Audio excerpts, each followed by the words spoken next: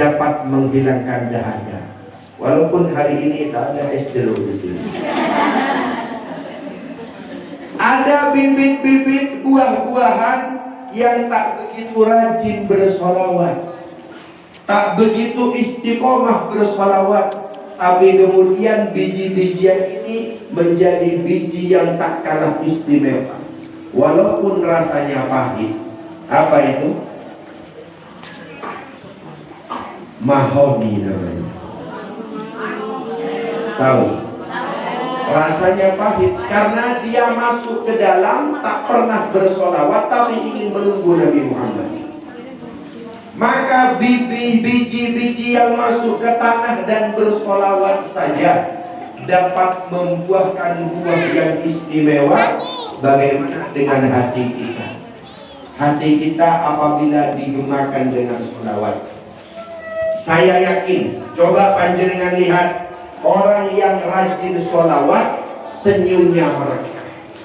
Ada tetangga yang apabila berjumpa senyumnya begini. Assalamualaikum.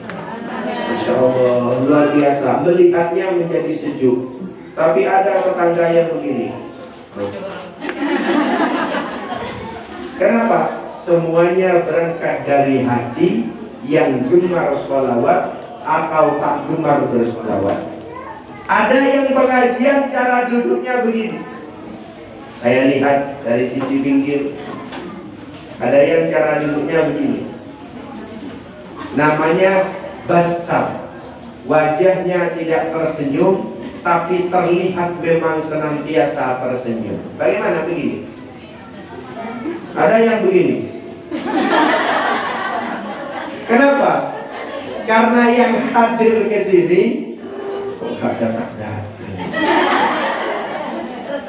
padahal daqaiqul intizar bil istighfar. Orang yang menunggu setiap detiknya mendapatkan pahala istighfar. Sehingga wajahnya begini. Ada pula yang kami lihat dari pertama uluk salam sampai sekarang lisannya begini terus.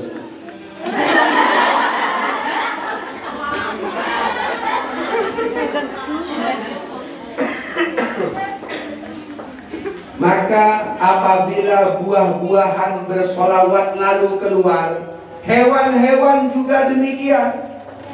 Ada hewan menghisap sesuatu yang pahit, tapi keluarnya manis. Kenapa? Karena dia bersolawat. Bagaimana?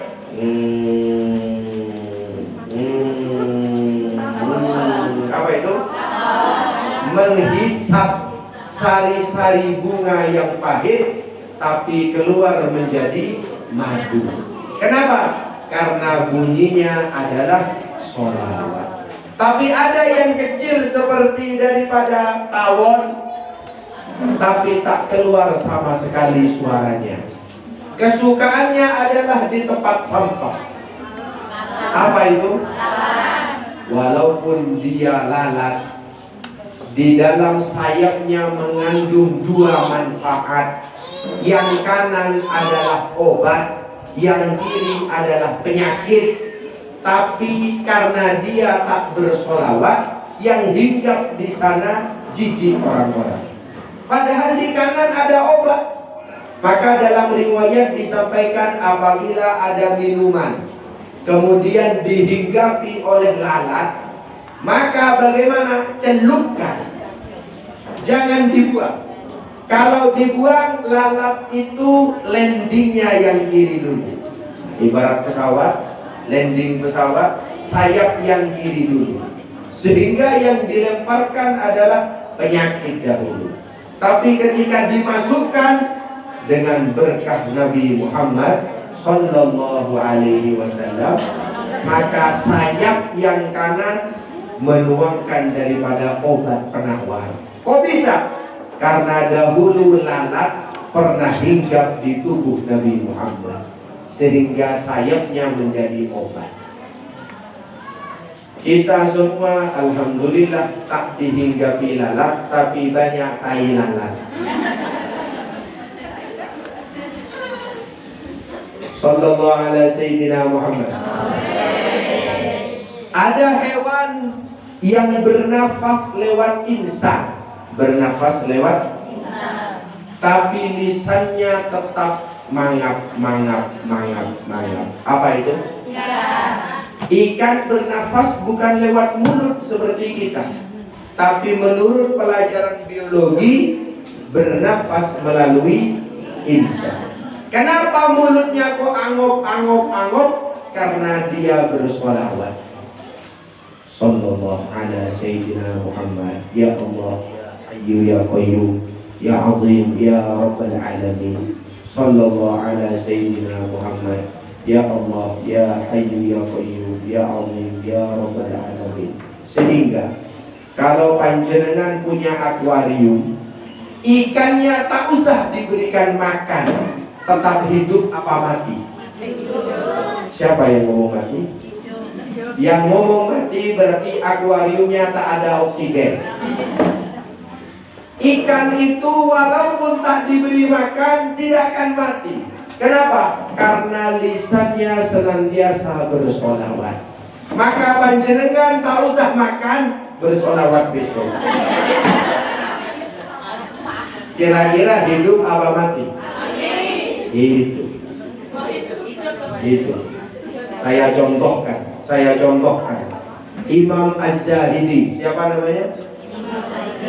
Imam Az-Zahidi mahallul qiyam ketika menikah.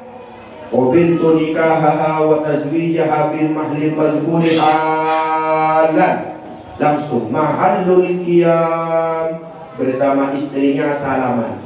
Panjenengan pernah lihat orang akad nikah? Setelah akad berdiri apa tidak berdiri? Salaman, mahallul qiyam, berdiri. Imam Az-Zahidi mengatakan, kami pernah mendengar barang siapa bersolawat, barang siapa mahallul qiyam, maka rizkinya ditanggung oleh Allah Ta'ala. Diajak istrinya ke atas gunung. Dek, ayo dek berangkat ke atas gunung. Kenapa? Kita lihat janji Allah. Kata Allah Ta'ala, barang siapa mahallul qiyam, dijamin rizkinya sampai mahallul qiyam lagi kalau tak ada rizki. Maka Imam Az-Zahidi naik ke atas gunung, tak cukup di atas gunung, masuk ke dalam gua. Ketika masuk ke dalam gua, pagi hari terlewati, siang hari terlewati, sore hari terlewati, malam hari terlewati, lapar. Imam Az-Zahidi lapar, istrinya lapar, mengatakan, Mas, mana buktinya? Katanya orang yang mahallul qiyam dijamin oleh Allah, kami sudah lapar, Mas. Maka Imam Az-Zahidi mengangkat tangan sembari berdoa, Ya Allah, kami mohon bukti mahallul qiyam. Kami mohon bukti jaminan orang yang bersolawat. Alhamdulillah, doa belum selesai, tangan belum diturunkan, hujan terus datang. Maka istrinya mengatakan, Mas, disuruh minum air hujan oleh Allah Ta'ala. Sebelum dia mau ambil air hujan, tiba-tiba terdengar suara kafilah berlalu. Ada orang menaiki onta, ada orang menaiki kuda, ada orang membawa domba. Maka ketika ada di atas gunung, supaya dagangan kafilahnya aman, mencari tempat bernaung. Di manakah tempat bernaung itu? Tentu masuk ke dalam gua. Di dalam gua ada orang yang sangat tampan duduk. Imam Az-Zahidi. Imam Az-Zahidi duduk di dalam gua bersama istrinya seperti seorang petapa. Maka yang menaiki onta kemudian mengatakan Assalamualaikum, tidak dijawab. Assalamualaikum, tidak dijawab. Assalamualaikum, tidak dijawab. Maka salah satu dari antara mereka mengatakan, ini bukan manusia, ini jin. Kau tahu?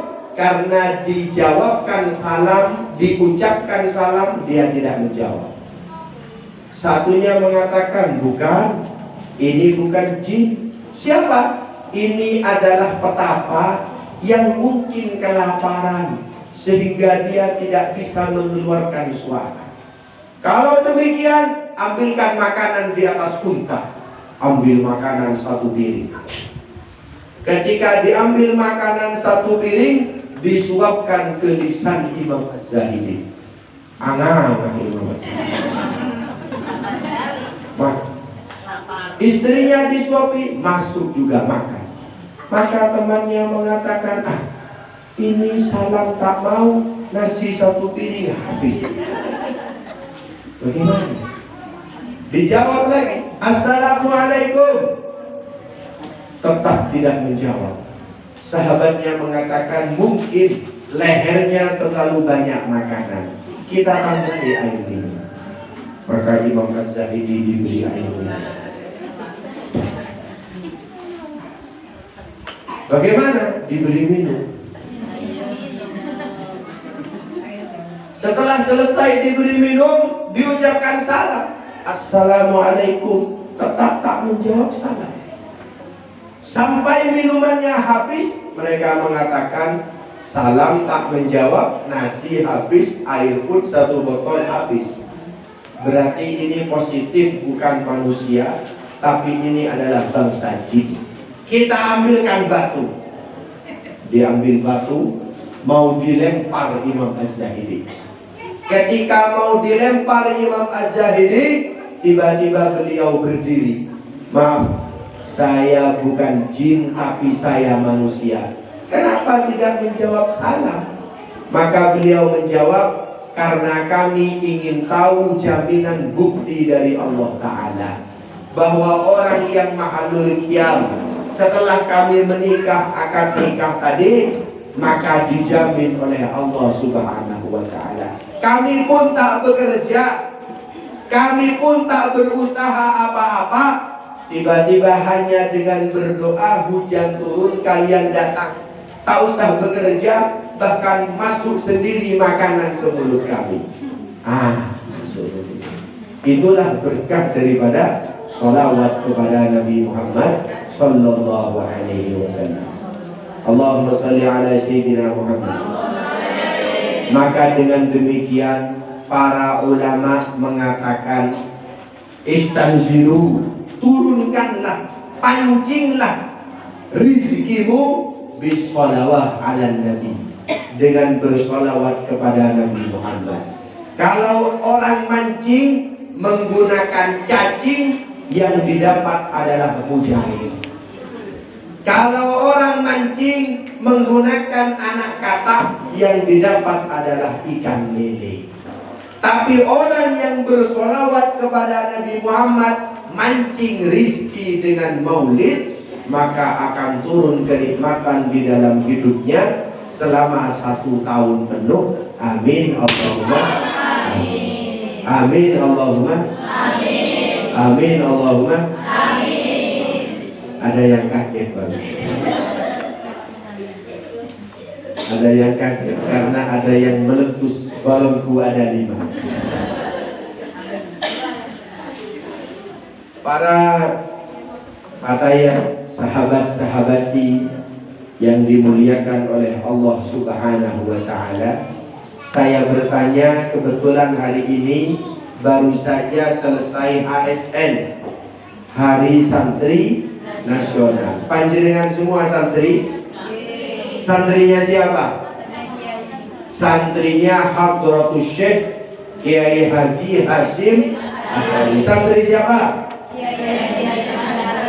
Hadratus Syekh Kiai Hasyim Asy'ari. Wajib merayakan HSN karena pada tanggal 22 Oktober diterbitkan resolusi jihad dari Pondok Pesantren Kebuir. Dahulu ketika Mojokerto diserbu Belanda, Jombang tenang-tenang saja. Dahulu ketika Lumajang diserang oleh kompeni, Jember tenang-tenang saja. Dahulu ketika Situbondo diserang oleh penjajah, Bondowoso tenang-tenang saja. Kenapa? Tak merasa memiliki antar sesama.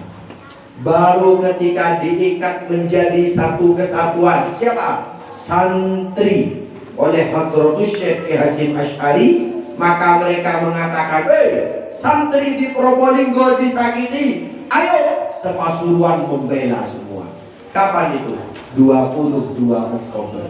Tak mungkin ada 10 November. Setelah bulan Oktober, bulan apa? Di bulan November, 10 November namanya hari. Ingat, setelah jenderal dari Inggris meninggal, 2000 tentara dari Britania diturunkan menumpaskan Surabaya. 2000 tentara menggunakan senjata lengkap. Dipanggillah seorang pemuda yang bernama Bung Tomo. Dipakikan kalimat Allahu Akbar. Resolusi jihad oleh Ki Hasyim Asy'ari. Berceramahlah, saudara-saudara, mari kita rebut kemerdekaan. Allahu Akbar. Orang-orang kafir mengatakan, wahai adinda Bung Tomo, kenapa ketika engkau memekikkan Allahu Akbar, kami yang lain agama ingin serta-merta berjuang? Kenapa?